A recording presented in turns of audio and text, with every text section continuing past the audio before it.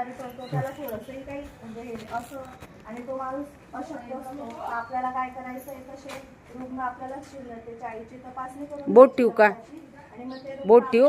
आले आपण त्याची पहिले सेव्हिलिटी चाचणी करू, एक चाचणी असते ती करू. त्याच्यात जर तो रुग्ण पॉझिटिव्ह आला तर आपण पुन्हा एक चाचणी करू, त्याला इलेक्ट्रो फॉरेन्सिक अशी चाचणी म्हणतात. ती चाचणी आपण वराडशीला करू जर तो पॉझिटिव्ह आला तर. आणि आता जर समजा एक व्यक्ती असला तो 100% पॉझिटिव्ह असला, समजा पीडित, त्याच्यामध्ये 2 प्रकार पडतात, एक पीडित आणि एक वाहक. पीडित जर असला आणि वाहक असला त्याच्यामध्ये 2 प्रकार पडतात. आपण पीडितलाही औषधोपचार देतो आणि वाहकालाही औषधोपचार देतो.